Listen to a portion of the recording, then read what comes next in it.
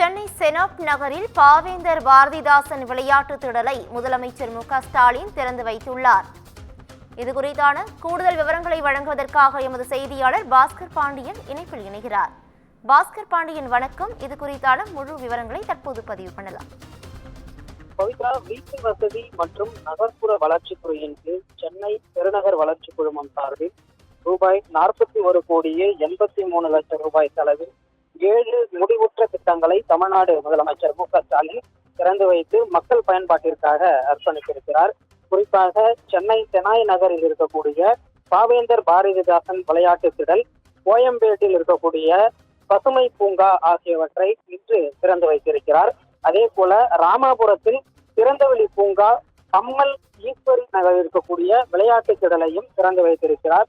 மேலும் வேளச்சேரியில் இருக்கக்கூடிய மேம்பாலத்தின் கீழ் அழகுபடுத்துதல் பணி நிறைவடைந்த நிலையில் அந்த மேம்பாலத்தினையும், அதே போல முடிச்சூரில் இருக்கக்கூடிய ரங்கா நகரில் மேம்படுத்தப்பட்ட குளத்தினையும் மக்கள் பயன்பாட்டிற்காக அர்ப்பணிக்கப்பட்டிருக்கிறது. விஜயநகர் பேருந்து நிறுத்தமும், தங்கசாலையில் இருக்கக்கூடிய முதல்வர் படைப்பகம் ஆகியவற்றையும் தமிழ்நாடு முதலமைச்சர் மு.க.ஸ்டாலின் தற்பொழுது திறந்து வைத்து மக்கள் பயன்பாட்டிற்காக அர்ப்பணிக்கப்பட்டிருக்கிறது. பவித்ரா, கூடுதல் விவரங்களுக்கு நன்றி பாஸ்கர் பாண்டியன்.